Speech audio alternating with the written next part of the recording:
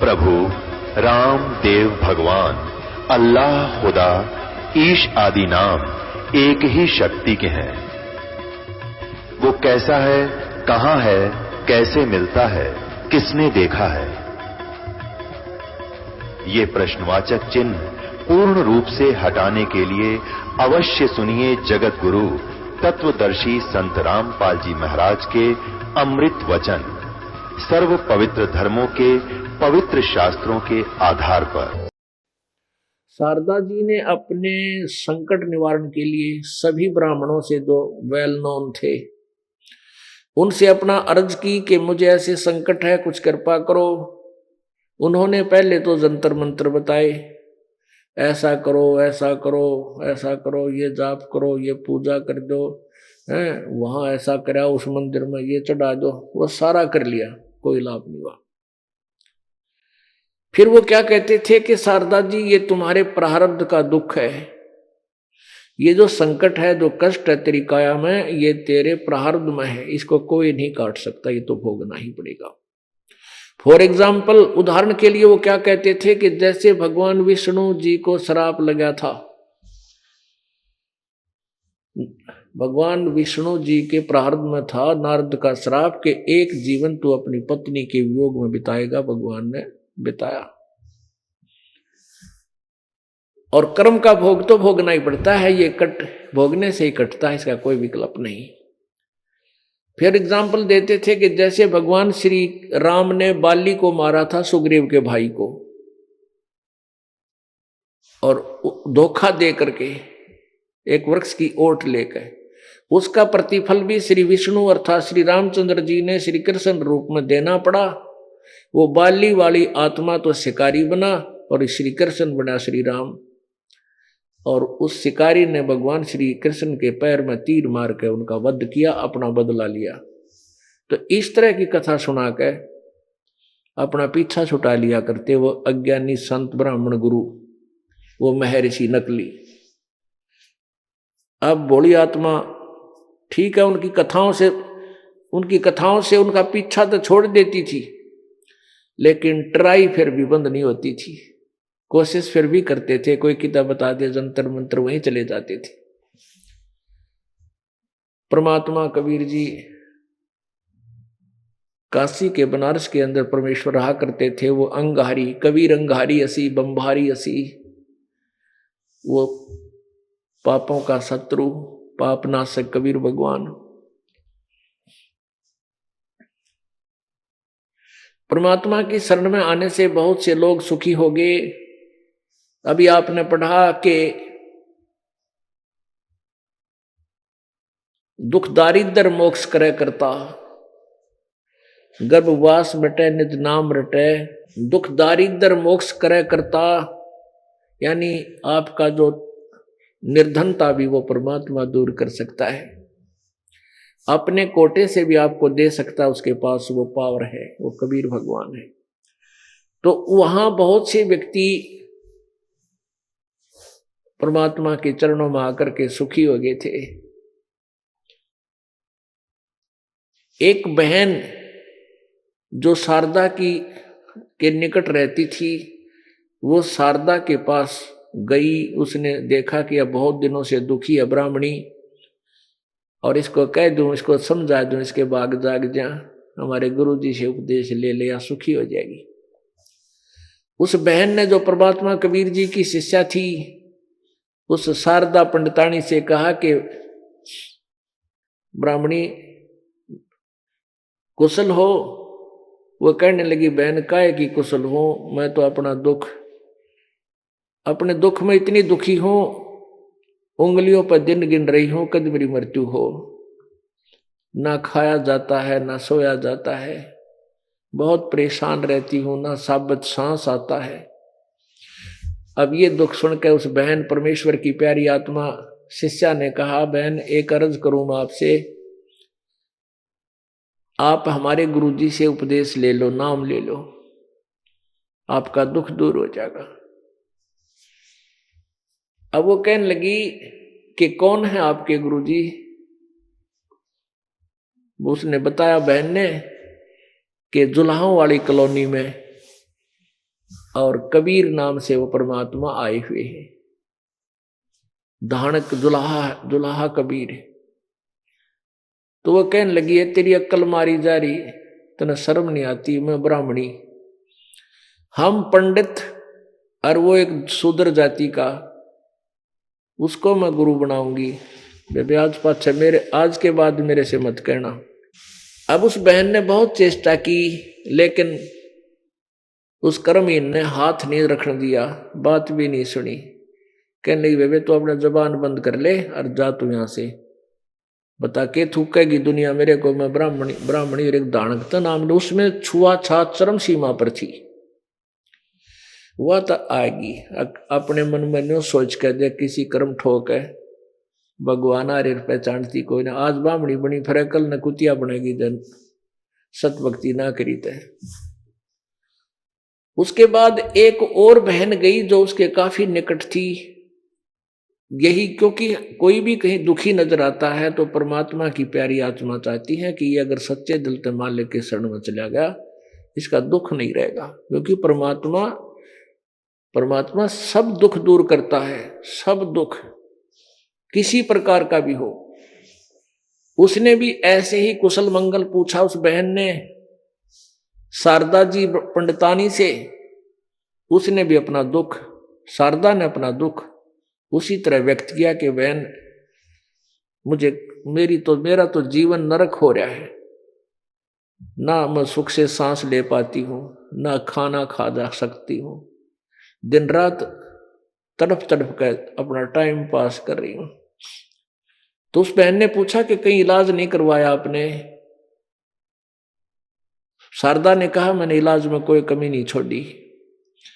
फिर उस बहन ने कहा कि कोई संत साधु के पास गई कि हाँ मैंने कोई संत नहीं छोड़ा आसपास जिनका बोल वाला था। उन सभी ने ये बताया है कि ये तेरी किस्मत में लिखा हुआ तेरे प्रारब्ध का दुख है, ये भोगे पार पड़ेगी। उनके द्वारा दिए गए जंतर मंत्र भी मैंने सारे कर दिए। उस बहन ने कहा जो परमात्मा की शिष्या थे कि बहन मेरी एक अर्ज है तेरे से, एक संत के पास और चली जा, तू तेरा पाप ये दुख दूर हो जाएगा, ये तेरा कष्ट नहीं रहेगा। अब कहते हैं मरता क्या नहीं करता। उसने सोची चल कोई हो सकता है कोई छुपा हो कोई संत और हो जाए, यूं क्या करें ना जाने कब दया हो जाए मालिक की किसके माध्यम से। ये सोचकर उसने कहा कि कौन है ऐसा संत? परमात्मा की शिष्या बहन ने कहा कि हमारे गुरुजी। क्या नाम है आपके गुरुदेव का? कबीर परमात्मा। वह बोली वो धानक, वो दुल्हा, वो शूद्र जाति का। 3 बार बोल गई एक के सांस में, कहते सांस भी ना आवा था। अब परमात्मा कहते हैं नित्यानंद जी जो एक ब्राह्मण थे जाति के, नंदलाल नाम था, फिर वो संत की शरण में आने से नित्यानंद कहलाए। उन्होंने जब ज्ञान हुआ कि वो क्या कहते थे ब्राह्मण कुल में जन्म था मैं करता बहुत मरोड़, और गुरु गुमानी दास ने दिया कुबद गढ़ तोड़े। ये कुबद का गढ़ और है ऊंच जाति, अच्छा पोस्ट प्राप्त, नाड़े ना मुड़े, फिर ऊंट बनाओगा भगवान उनको, ले भाई अपनी ऊंची गर्दन रखिए, खूब ऊंचा रहिए बेटा तू। अब वह एकदम लाल होगी, वह भी जानेगी पंडितानी तो 100 पर सुई गई इसकी। नो बली बाण नाराज मत प्रार्थना करना आई थी, मानने ना मानने तेरी सलाह, लेकिन तेरा दुख दूर होगा वहीं पृथ्वी पर, कहीं ठिकाना नहीं बेसिक। अब मर ले दुख पाले। वो कहने लगी, विचार दिया उसने कि बहन आज तू ब्राह्मणी है, आप तो ज्ञान तो मानती हो कि पुनर्जन्म भी होगा, कहाँ होगा, तो आप किसी भी जाति में जन्म ले सकती हो, किसी भी जीव का जन्म धारण कर सकती हो सकता है कल आप दुल्हाओं में जन्म ले, फिर दान की हो जाएगी। आज पंडितानी की जो है ना नाड़नी मूर्ति इसमें आड़ में बैठी है, वह बोली कुछ नहीं, न सभी करती नहीं थी और कहा बहन तू जा अपना काम कर। ये इतना भयंकर जो जाल है काल का, कैसे सीमाओं में बांट दिया हमारे को। अब मरना मंजूर, लेकिन उस मालिक के पास जाना स्वीकार नहीं। तेरा गजब भैया। अब ऐसे वो अपना समय व्यतीत कर रही थी।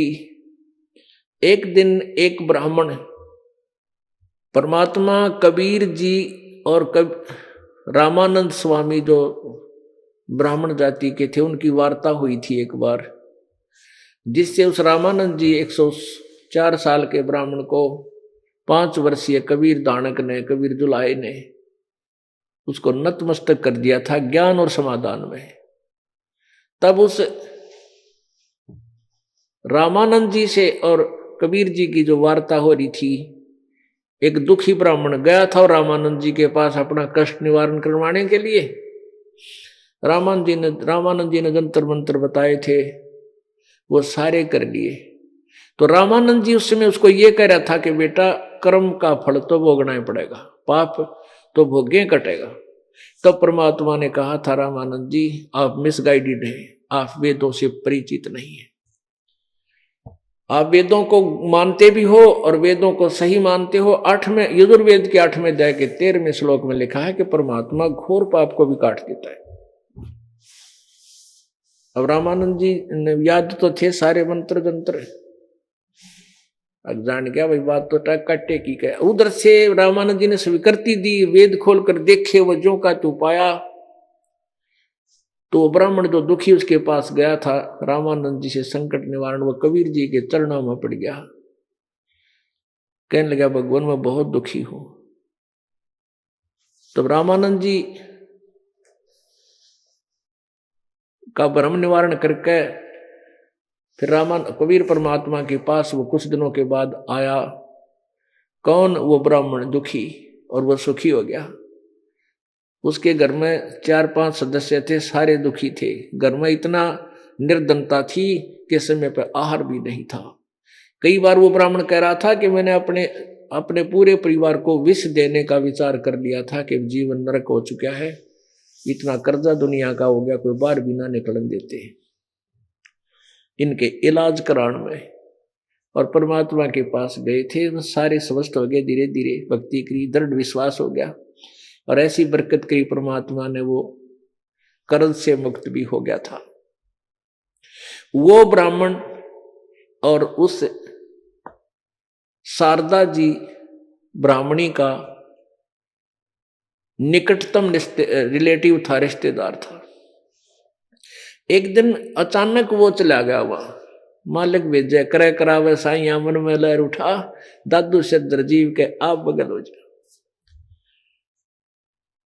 क्योंकि वो शारदा भी उस परमात्मा कबीर जी की बेटी थी, आत्मा थी, लेकिन वो काल ने उसका वो ब्राह्मणी आला फीत ला दी थी, इसलिए भगवान को पहचान नहीं रही थी वो प्यारी आत्मा।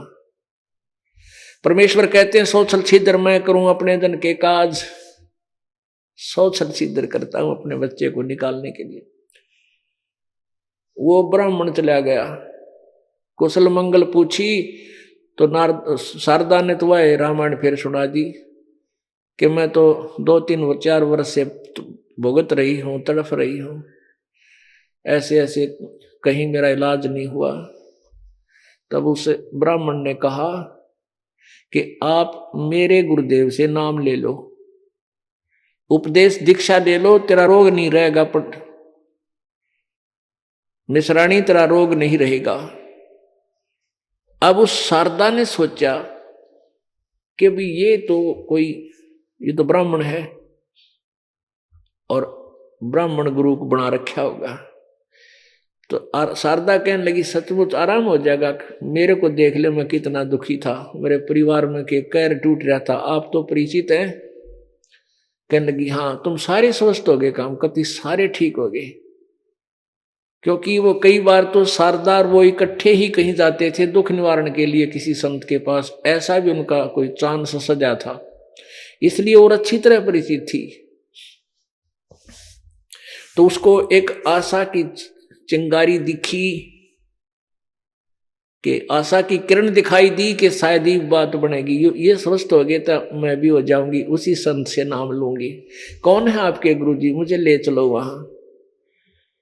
अब वो कहने लगे मेरे गुरुजी हैं कबीर जी, बंदी छोड़ कबीर जी।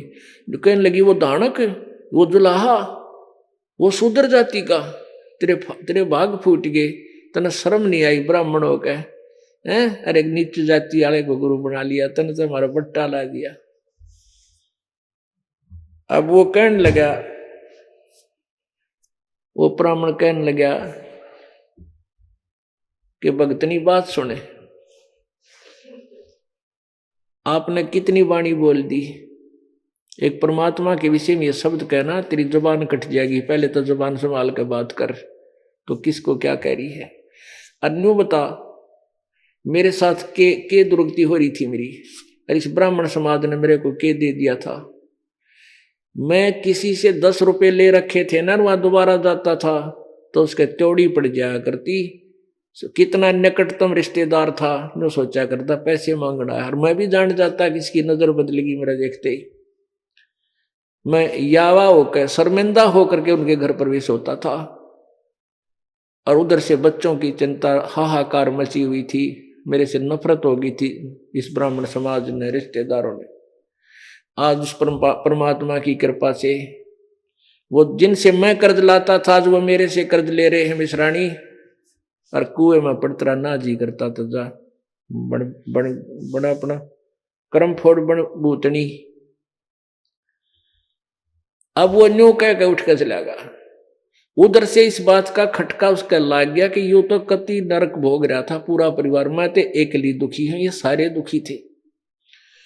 और या की बात है, जो आओ इन्हों के कबीर जी से नाम लेते हैं सारे सुखी होते हैं। तो उसके मन में न्यू आया कि कभी यहां आसपास कहीं वो किसी का सत्संग होगा उस संत का, तो मैं वेश बदल के और चुपके से उनकी परीक्षा लूंगी। अगर उनने मेरा आशीर्वाद दे दिया, सिर पर हाथ रखते मैं ठीक होगी, तो चरण पकड़ लूंगी, ना तो चुपके से वापस आ जाऊंगी। अब परमात्मा कहते हैं कि मेरे तो छानी है, 100 छल छिद्र मैं करूं। उसी समय परमात्मा ने रजा बख्शी, उन्हीं के पड़ोस में तीसरा चौथा घर पांचवा घर दूर एक गरीब भगत के घर पर परमात्मा ने सत्संग रख दिया अपने सेवक के। और वो आसपास चर्चा चली कि वहां कबीर जी सत्संग करने आएंगे भगत के। वो कान्ना में पड़ गई उस पंडितानी के, शारदा के। अब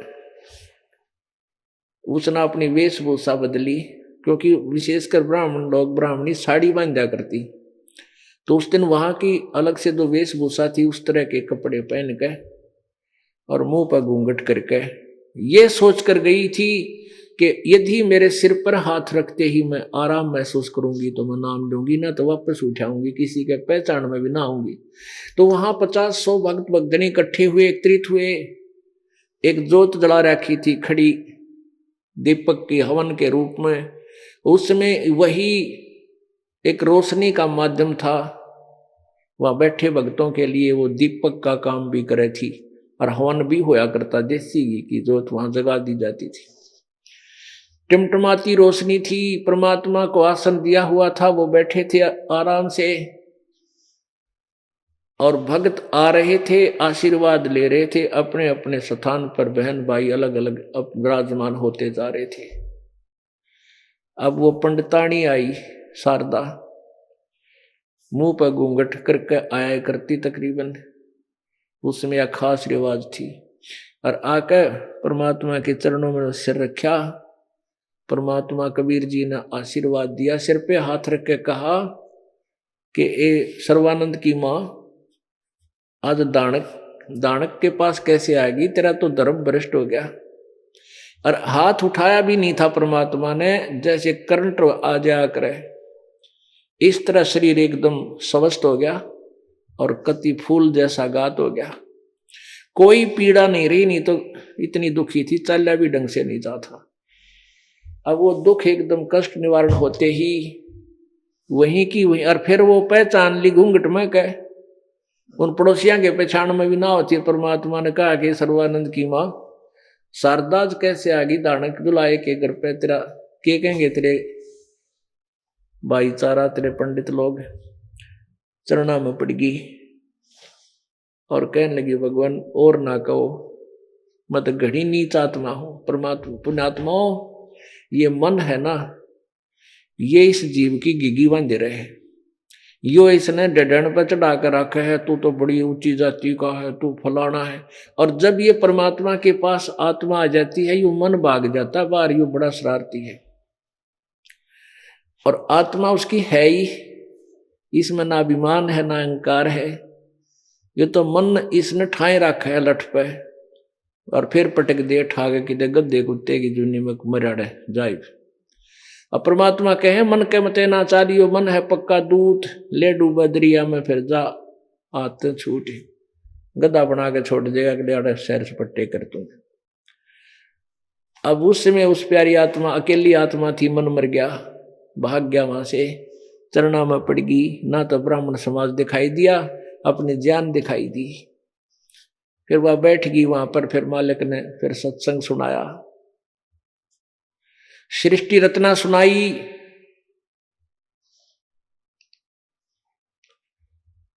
ब्रह्मा विष्णु महेश की सतिथि बताई। अपने आत्माओं, अगर उस समय शास्त्र तो नहीं दिखा सकते थे, परमात्मा क्या करते साची, और दिखावे तो को पढ़नी आना, पढ़ने वाले वो नकली ब्राह्मण जो गुरु, वो साची बताओ ना। तो परमात्मा ऐसे पहले इतना दुख दूर कर दिया कर दे कि वो आत्मा ने किताब आनाकानी करण की, अग्रम अग्रम करण की गुंजाइश नहीं रहे थी। अब जो भी परमात्मा कहे थे वह शारदा बैठी बैठी सारी स्वीकार करे, हाँ जी हाँ जी। अब परमात्मा बता रहे थे कि तुम जैसे कोई प्रश्न कर दिया खड़ा होकर के, हे महाराज जी आप कह रहे हो श्री कृष्ण और राम, श्री कृष्ण और भगवान विष्णु जो है जीव का प्रारब्ध में परिवर्तन नहीं कर सकते। भगवान श्री कृष्ण जी ने अर्थात विष्णु जी ने मोर ध्वज राजा के पुत्र ताम्र ध्वज को आरे से कटवा कर, और जो मृत्यु को प्राप्त हो गया था, फिर जीवित कर दिया। परमात्मा ने कहा बेटा तुम अभी इनकम्प्लीट नॉलेज रखते हो, अधूरा ज्ञान है तुम्हारा। अब श्री कृष्ण जी ने मोर ध्वज के पुत्र ताम्र ध्वज को तो जीवित कर दिया।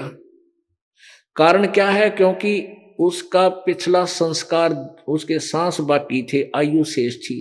और वही श्री कृष्ण जी अपने भाणजे, सगे भाणजे अभिमन्यु को जीवित नहीं कर सके, जो महाभारत के युद्ध में प्रथम दिन ही मृत्यु को प्राप्त हो गया था। सुभद्रा रोए और कृष्ण जी रोए, भाणजा मर गया इकलौता। पांचों पांडव रो, उनका कुल नाश हो गया, कोई और संतान नहीं थी।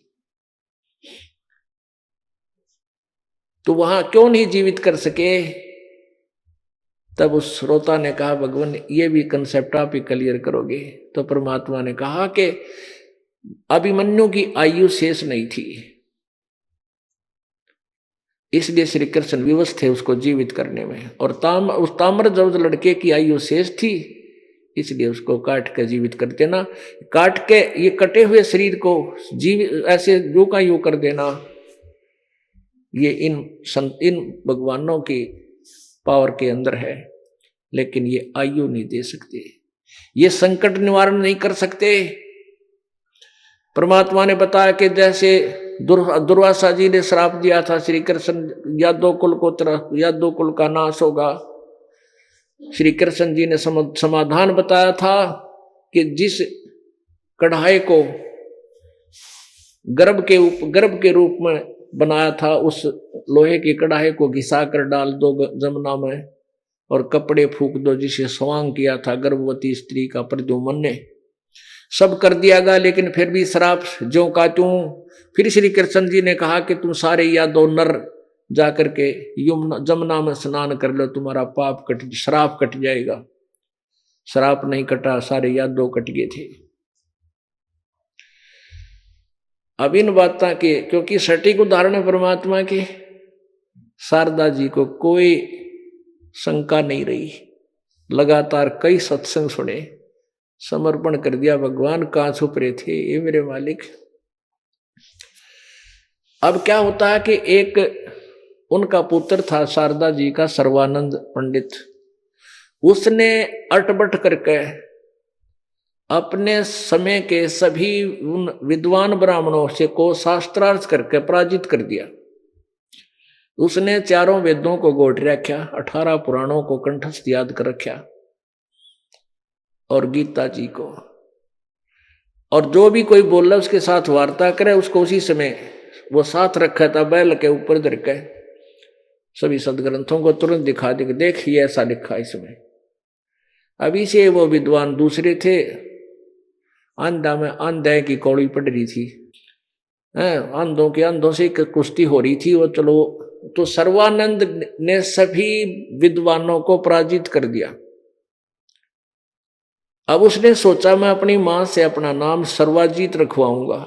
सर्वजीत यानी मेरे नाम से ही सबको ये विदित हो जावे कि कौन है सर्वाजीत, जिसने सबको जीत लिया, सब विद्वानों को जीत लिया, वो है भाई यो सर्वाजीत। वो अपनी मां से कहने लगा शारदा जी से कि हे माता जी आप मेरा नाम सर्वाजीत रख दो। वह मां बोली भाई सर्वानंद के बूंडा नाम है, सर्वानंद भी तो अच्छा नाम है मेरे बेटा, सर्वाजीत की क्यों आवश्यकता पड़ेगी। वो बोला मां मैंने सभी विद्वानों को पराजित कर दिया शास्त्रार्थ में, और मैं चाहता हूं कि मेरा नाम ऐसा रख दिया जावे कि लोग सब पहले जान जाए अपने आप की ये सर्वाजीत है जिसने सबको पराजित कर रखा है। अब शारदा जी ने कहा बेटा अब मेरा था कि वो नकली ब्राह्मण मानने को ना राजी खुशी, तो उस माई को पता था कि मैं ना मानू थी, अरे यो तो 4 अक्षर सीख रहा, यू मानने क्यों करेगा। तो कहने लगी भाई एक ब्राह्मण एक विद्वान को और पराजित कर दे, फिर मैं तने अपने बेटे का नाम बदल दूंगी। सर्वानंद बोला बताओ कौन है माँ वो। तो माता ने बताया शारदा जी ने कि वो मेरे गुरुजी है, वो कबीर। अब क्या चक्कर था कि कुछ दिन शारदा जी ने अपने इस जो कबीर जी को गुरु बनाया गुप्त रखा।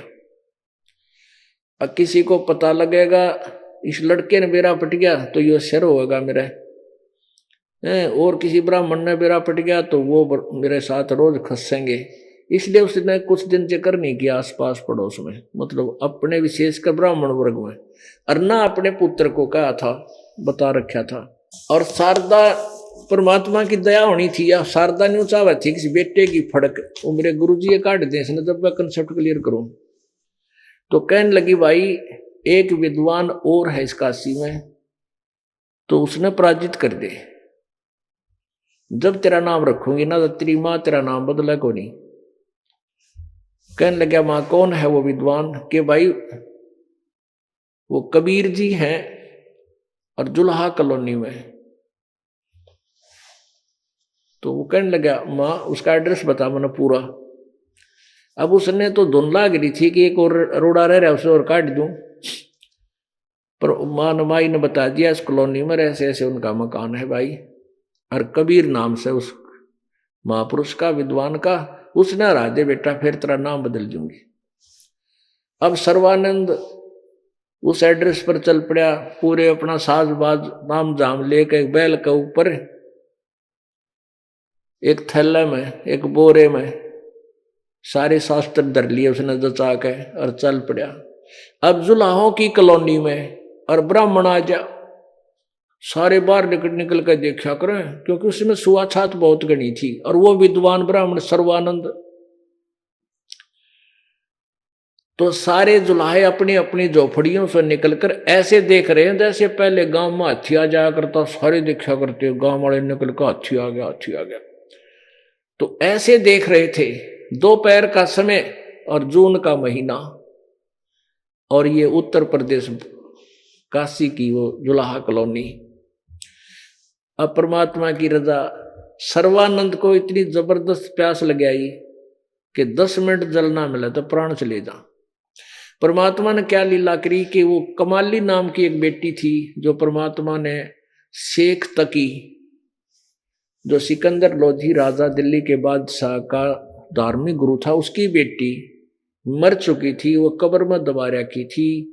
तो किसी बात पर परमात्मा ने वह लड़की जीवित करी थी कब्र से निकलवा के, और उस लड़की ने अपने पिता के साथ जाने से मना कर दिया था, अपने परम पिता के साथ बेटी रूप में रहा करती थी कबीर जी के पास। तो वो लड़की जल लेने के लिए, मटका भरने के लिए जुलाहों के कुएं पर पानी निकाल रही थी बाल्टी तक, और सर्वानंद वहां निकट पहुंच गया। उसने देखा शीतल जल मरे था प्यासा और प्राण आंखें मारी थी। कहने लगे बेटी तेरा भला हो, पानी प्या मने। अगले ले ब्राह्मण पानी पी ले। तो लड़की ने वह बाल्टी उसका ने कर दी, उसने ऐसे जल पी लिया। अब पानी पी लिया, उसको पता तो था जल पी लिया और ये है धनका का, जुलाहों का। और लोग के कहेंगे आसपास देखा उसने, चारों तरफ कोई देखता तो नहीं है। देखा वो सारे देखे, क्योंकि ब्राह्मण धनका के उसमें कॉलोनी मारा जुलाहों की में। तो उसने एकदम अपनी बेइज्जती सी महसूस हुई। तो वो कहने लगा उस लड़की से, ए लड़की ये कुआं कौन जाति वालों का है? वो कमाली बोली, पंडित जी दुल्हाओं की कॉलोनी में दुल्हाओं का ही कुआं हो सकता है, ब्राह्मणा का तो को नहीं।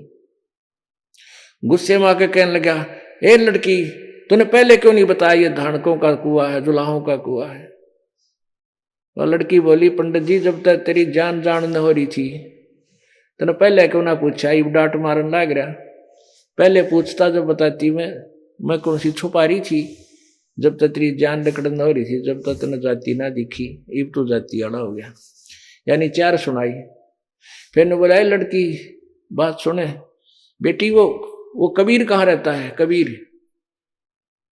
अब वो जान गई कि गुरुजी पिताजी ने पूछा है, सिर मगज मारना आया होगा। कहाँ उसका घर कहाँ है? वो लड़की बोली, आ जाओ। वो लड़की को तो मालूम था कि इसका बड़ ओए काट सके है, पर मेरे पिताजी गुरुजी सीधा करेंगे इसने। हो सकता है इसके सौभाग्य हो गया हो, इसके 16 दिन आगे आज यो मालिक के पास जा रहा है। कहने लगी, आजा आजा पंडित जी मेरे पीछे पीछे आ जाओ। लड़की पानी का मटका उठा के चल पड़ी। थोड़ी जल्दी जल्दी कदम धर लिए, अंदर जाकर अपने पिताजी यानी परमेश्वर से कहने लगी, कबीर जी से कि पिताजी एक ब्राह्मण आवे, सर्वानंद नाम बताओ। एक ब्राह्मण आवे है और आप अपना घर पूछे कि बात पता नहीं। मन तो लगा है यो कोई वाद विवाद करना रहा है, और गुणे किताब रख रखी है उसके ऊपर, बैल के ऊपर। परमात्मा बोले, कोई बात ना बेटी, चर्चा करेंगे परमात्मा की, कुछ वो कहेगा कुछ मैं कहूंगा, कोई बात नहीं, आने दिया जा उसको बुला ला, अंदर ले आना। वह लड़की वापस आई तो सर्वानंद जी पहुंच गया उसी घर में जिसमें वह लड़की प्रवेश किया था, झोपड़ी के आंगन में द्वार पर खड़ा हो गया गली में। वो लड़की आई, कहने लगी, आ जाओ ब्राह्मण पंडित जी, आ जाओ, पिताजी अंदर बैठे बुला रहे हैं आपको। अब सर्वानंद ने सोची यू ज्यादा बात करने की क्या जरूरत है, इसने ज्ञान ना कुछ और नहीं।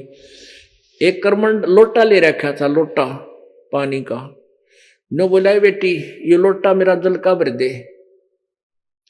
वह लड़की लाई एक गिलास बड्डा सा, उसने 1-2 गिलास डाल कर वो लोटा फुल कर दिया। नो बोला, और भर दे और भर दे। वह कति लबालब भरवा लिया ऊपर तक लोटा उस सर्वानंद ने, और कहा, ले इस लोटे को ले जा और कबीर को दे दे, इसका जो उत्तर दे वो मुझे बता। अब वह लड़की लेकर उस लोटे ने धीरे धीरे धीरे धीरे गई। उसने कहा, जल नहीं गिरना चाहिए इसका।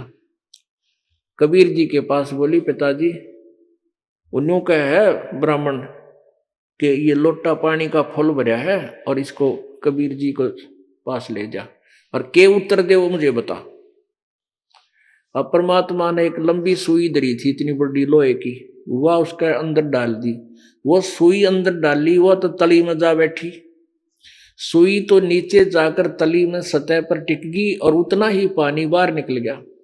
अब वह लड़की उसको धीरे धीरे वापस लेकर आई, कहने लगी, ले पंडित जी लोटा तेरा।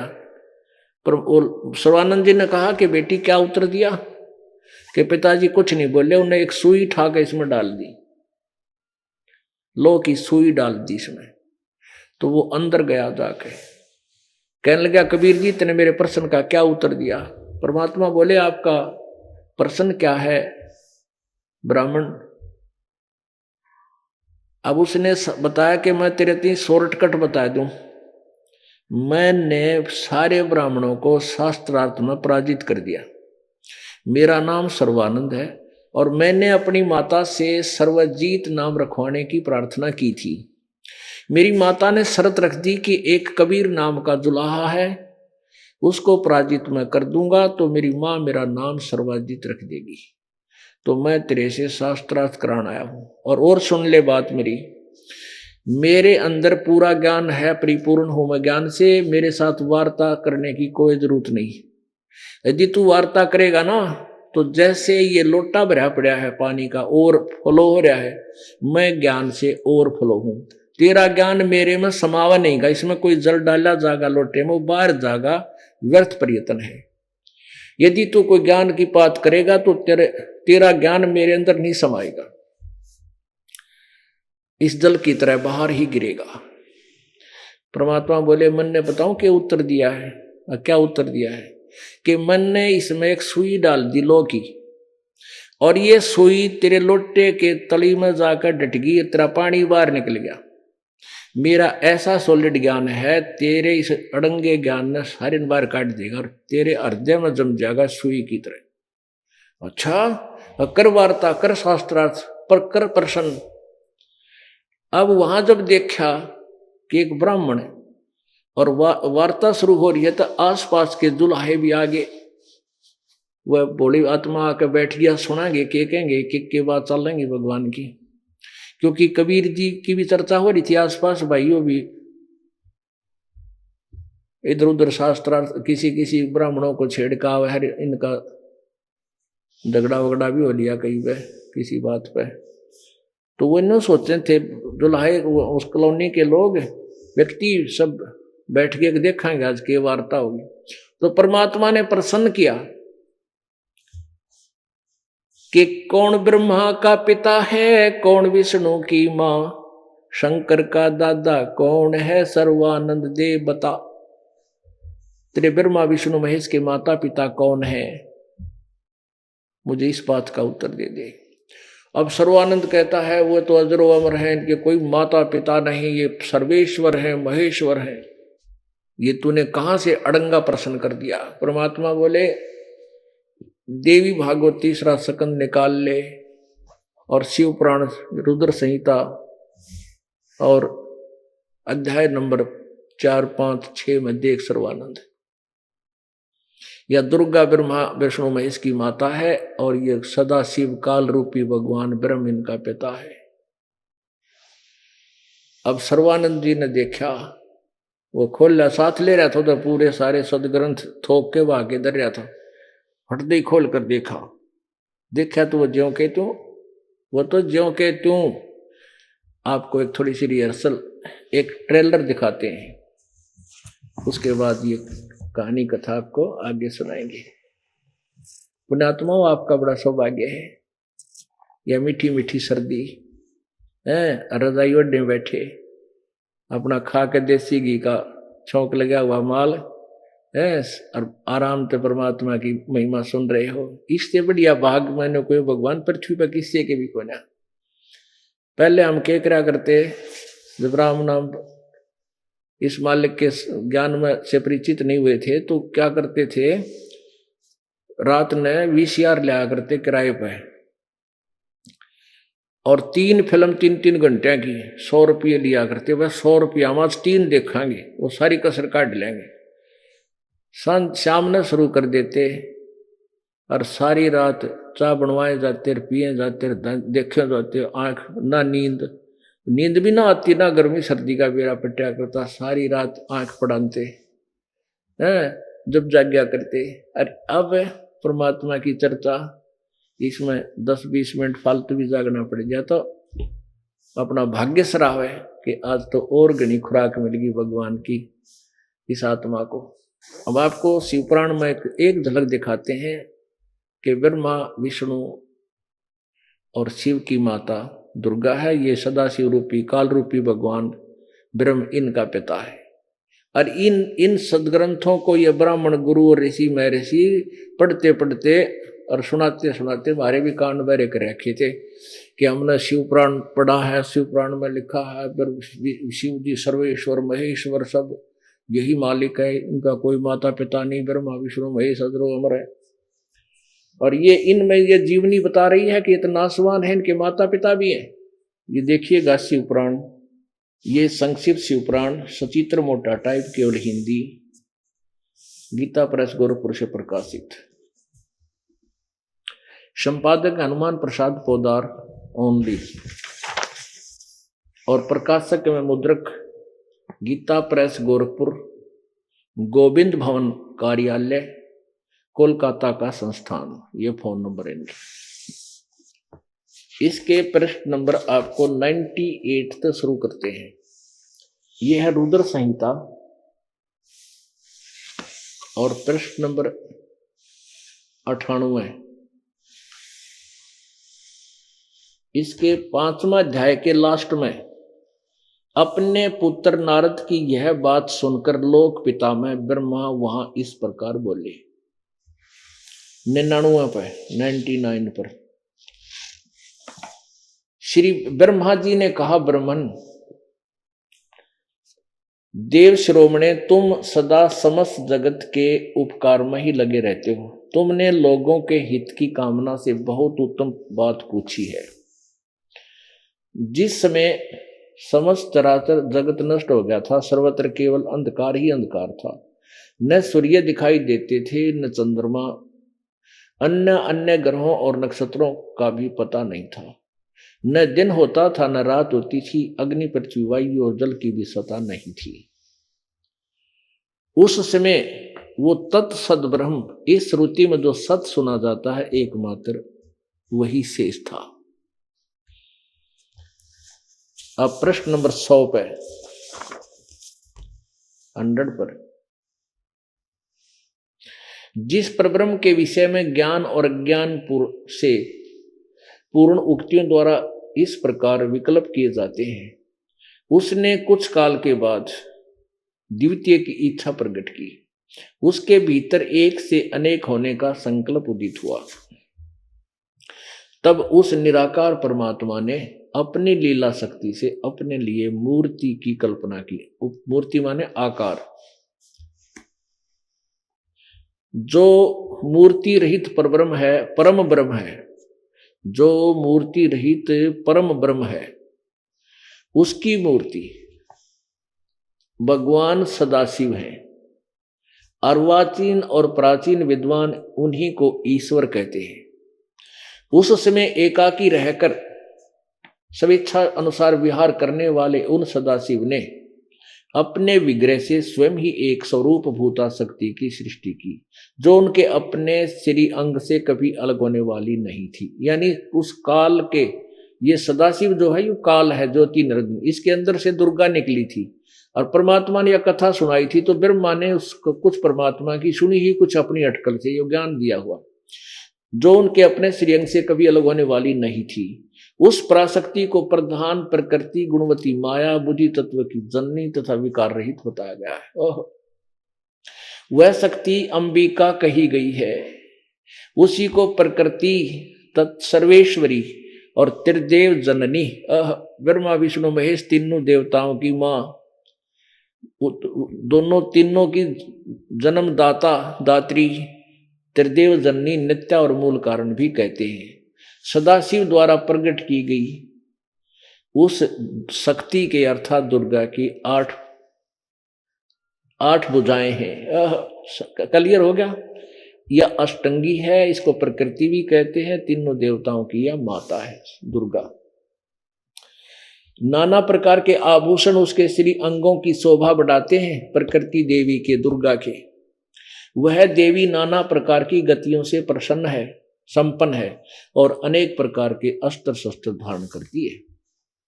एकाकिनी होकर भी वह माया संयोग वसात अनेक हो जाती है।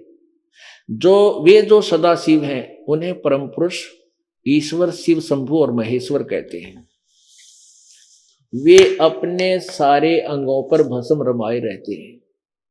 उन काल रूपी ब्रह्म ने, अब ये सदाशिव कौन है? ये काल रूपी ब्रह्म है, जो ब्रह्मा विष्णु महेश का पिता है। एक समय शक्ति के साथ ही, नाथ शब्द नहीं है, साथ, शिवलोक नामक क्षेत्र का निर्माण किया। उस उत्तम क्षेत्र को काशी कहते हैं। वह परम निर्वाण तथा या मोक्ष स्थान है जो सबके ऊपर विराजमान है।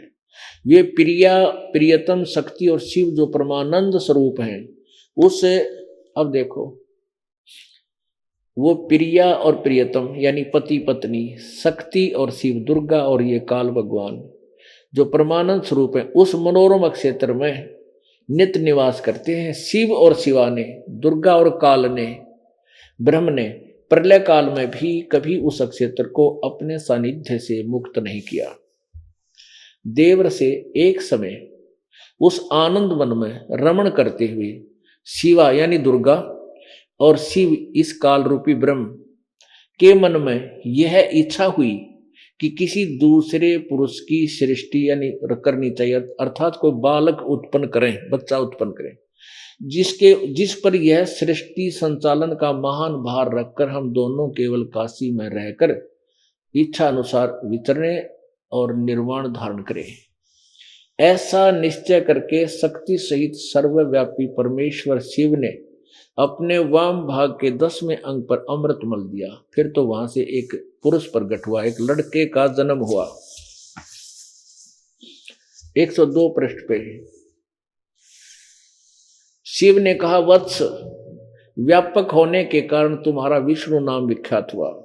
यहां पर यह 6ठा अध्याय रुद्र संहिता का समाप्त हुआ। ये 7वां यहां प्रारंभ होता है। ब्रह्मा जी कहते हैं देव से, तत्पश्चात कल्याणकारी परमेश्वर शाम सदाशिव ने पूर्ववत प्रयत्न करके मुझे अपने दाहिने अंग से उत्पन्न किया। मुने उन परमेश्वर महेश्वर ने मुझे तुरंत ही अपनी माया से मोहित करके नारायण देव की नाभि कमल में डाल दिया और लीला पूर्वक वहां से मुझे प्रकट किया। इस प्रकार उस कमल से पुत्र के रूप में मुझ हिरण्य गर्भ का जन्म हुआ। अब यहां पर कंसेप्ट क्लियर हो गया कि दुर्गा और काल के संयोग से पति पत्नी व्यवहार से विष्णु की उत्पत्ति जन्म हुआ और ब्रह्मा का। अब यहां अनुवाद करता विचलित है कि शिव से शिव का जन्म कैसे लिखूं, उसको गोल मोल कर दिया। लेकिन कहते हैं चोर चुराई तूंबड़ी वो गड्ढे पानी में, वो गड्ढे ऊपर आवे न सच्चाई छानी ना।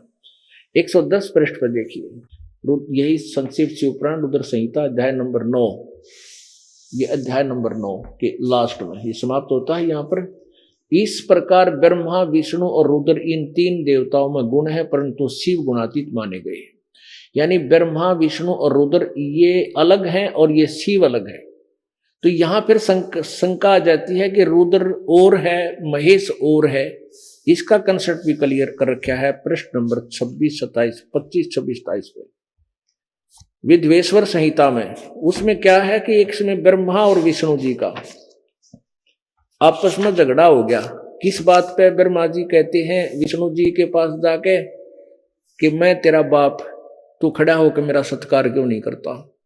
विष्णु जी कहते हैं मैं तेरा पिता हूं, ये सारा संसार मेरे अंदर ही समाया हुआ है, तू अपने आप को कैसे?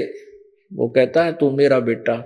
यानी विष्णु जी बोले मैं तेरा बाप और ब्रह्मा बोला मैं तेरा बाप, दोनों का वहां पर युद्ध हो गया। तो इस काल भगवान ने उसके दोनों के बीच में इस ज्योति निरंजन ने एक स्तंभ खड़ा कर दिया। ये देखो, ये विद्वेश्वर संहिता संक्षिप्त शिवपुराण 24 पृष्ठ। अच्छा, यहां फिर ये आपस में इसको देखने लगे। फिर वहीं पर ये काल प्रकट हो गया सदा शिव के रूप में। शिव के रूप में जो शिव की वेशभूषा आप देखते हो उसी रूप में इसे ये काल प्रकट हो गया। 25 पे यहाँ नीचे क्या कहता है? फिर ब्रह्मा और विष्णु ने प्रश्न किया। ब्रह्मा और विष्णु ने पूछा, ये विद्वेश्वर संहिता है, विद्वेश्वर संहिता। ब्रह्मा और विष्णु ने पूछा, प्रभो सृष्टि आदि 5 कृत्यों के लक्षण क्या है? ये हम दोनों को बताइए। भगवान शिव बोले ये सारा कुछ कहा, हम ज्यादा ना लेकर के इसके इतना ही कहेंगे। ये ब्रह्मा ये फिर देखो, भगवान शिव बोले यानी काल बोला मेरे कर्तव्यों को समझना अत्यंत गहन है, तथापि मैं कृपा पूर्वक तुम्हें उनके विषय में बता रहा हूं। ब्रह्मा और अच्युत अर्थात विष्णु सृष्टि और पालन, संहार, तिरोभाव और अनुग्रह, ये 5 ही मेरे जगत संबंधी कार्य हैं जो नित्य सिद्ध हैं। और संसार की रचना का जो आरंभ है उसको सर्ग या सृष्टि कहते हैं। ये काल बता रहा है ब्रह्मा और विष्णु को। पुत्रो, क्या कहता है? पुत्रो, तुम दोनों ने तपस्या करके प्रसन्न हुए मुझ परमेश्वर से सृष्टि और सतिथि नामक 2 कृत प्राप्त किए। ये तुम दोनों तुम्हें बहुत प्रिय है। इसी प्रकार मेरी विभूति स्वरूप रुद्र और महेश्वर में 2 अन्य उत्तम करते, संहार और तिरोभाव, मुझसे प्राप्त किए। ये मैं नहीं, ने शब्द है। अब ये ब्रह्मा विष्णु महेश तो ऊपर हो गए, जो सतिथि और सृष्टि, और रुद्र और महेश्वर ये और न्यारे हो गए उस काल से जो बोल रहा है मुझसे प्राप्त। परंतु अनुग्रह नामक कृत दूसरा कोई प्राप्त नहीं कर सकता। रुद्र और महेश्वर अपने कर्मों को भूले नहीं, इसलिए मैंने उनके लिए अपनी समानता प्रदान की है। अब परमात्मा ने बता दिया सच्चाई, लेकिन कहते हैं राज तजना सहज है, सहज त्रिया का नेह, और मान बढ़ाई ईर्षा भाई दुर्लभ तजना ये। या मान बढ़ाई ना छूटती इस प्राणी पे। आंखें देख ली उस नालायक ने और मान बढ़ाई का भूखा गया तो तेरी सारी ये पंचर हो गया, तेरी सारी ट्यूब में, और बात बिगड़ गई। ओहो, तो इसे सिद्ध है कि ये लोग भगवान नहीं चाहते, बकवाद चाव थे। रब भगवान जिसने कदे तुमने को अशिक्षित था, उसने संस्कृत पढ़ी नहीं, और उसने बता दिया तेरी शिव पुराण में उस पृष्ठ पर उस रुद्र संहिता में ऐसे लिखा है, और फिर भी आंख ना खुली। तेरा गजब है। अब आंखें देख के भी ना मान्या, कहने लगा ये झूठ बोलता है, देख लो भाइयों झूठ बोलता है, इसको क्या पता संस्कृत में क्या लिखा है, अनपढ़ है, अशिक्षित है। तो सारे दुल्हा जो बैठे थे बेचारे भोले वाले, वो कहने लगे हाँ ब्राह्मण ठीक कह रहे हो, इसको क्या पता, ये तो ऐसे बकवाद कर रहा है। परमात्मा बोले भाई चल फिर तू बता देता है, ना समझ माती मेरे। तू बोल लगा फिर संस्कृत सुनान, अड्ड की बट पता नहीं क्या बोला है। कहते इसमें क्या लिखा है, संस्कृत बोल गया, किरा कित की लगा रहा, बोलता रहा, बोल कंठस्थ याद कर रखी थी बहुत सी अध्याय।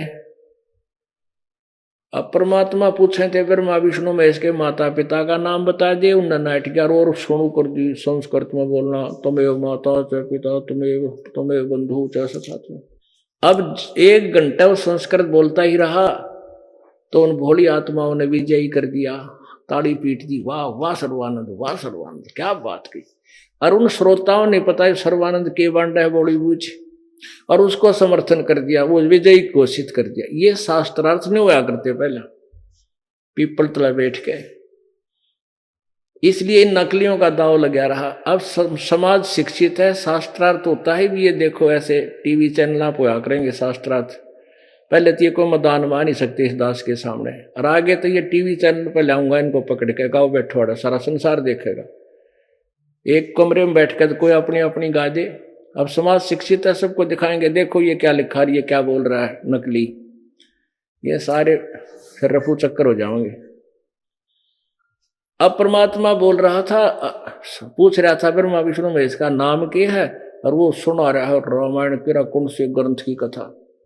एक समय एक किसान का लड़का 5वीं 6ठी कक्षा में पढ़ा करता। पहले हम भी 6ठी में लगे थे अंग्रेजी सीखनी, अब तो बालक 55 से अंग्रेजी इतने शुरू हुए हैं, पहले पुराने समय की बात।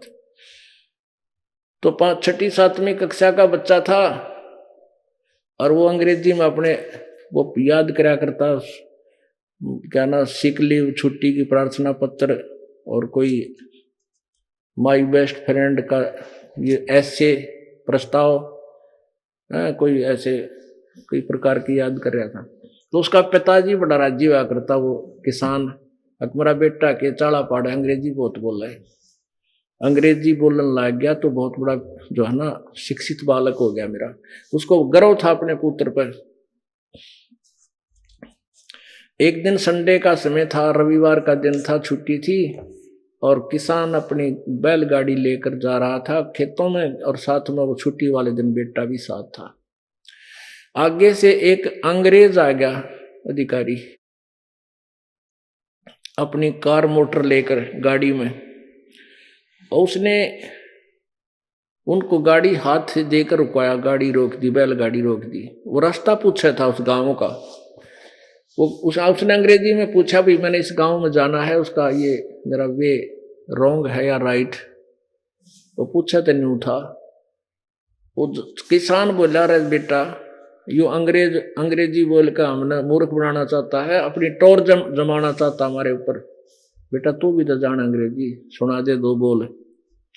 अब उस लड़के ने सिक लीव सुना दी, छुट्टी के लिए प्रार्थना पत्र अंग्रेजी में। To the headmaster, I am ill today, I can not come to school, please grant me Monday leave. I thank you, ऐसे ऐसे पूरा your faithfully so and so. अब वो पूछा था गांव का रास्ता, वो बड़ा सुना हुआ सिक लीव। उस माथे माथ मारा उस अंग्रेज अधिकारी ने, कहने लगा देख कैसे मूर्ख टकरा गए, और गाड़ी लेकर चल पड़ा। तो किसान ने अपने बेटे की कमर थपथपाई, हुआ बेटा आज तने तो अंग्रेजी बोल के और एक अंग्रेज भगा दिया। तो लड़का बोला पिताजी माय बेस्ट फ्रेंड, और याद था जब वो सुन रहे होते हो गाड़ी छोड़ के भाग जाओ। तो ये इसे विद्वान थे, परमात्मा पूछ रहे थे भाई ब्रह्मा विष्णु में इसके माता पिता बता दे, और वो सुना रहा पता नहीं कौन से ग्रंथ की वो संस्कृत गोट राखी थी, वो सुना दी।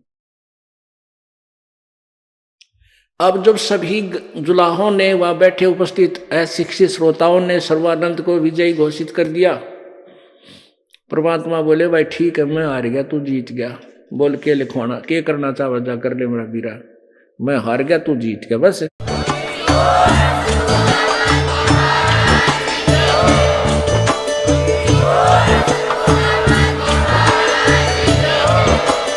आप सुन रहे थे जगत गुरु तत्वदर्शी संत रामपाल जी महाराज जी के मंगल प्रवचन। अधिक जानकारी के लिए विजिट कीजिए हमारी वेबसाइट www.jagatgururampalji.org। संत रामपाल जी महाराज जी के शुभ आशीर्वाद से पूरे विश्व भर में 500 से भी ज्यादा नाम दीक्षा केंद्र हैं, जिन पर संत रामपाल जी महाराज जी द्वारा ऑनलाइन निःशुल्क नाम दीक्षा दी जा रही है। अपने नजदीकी नाम दीक्षा केंद्र का पता करने के लिए संपर्क करें 8222880541।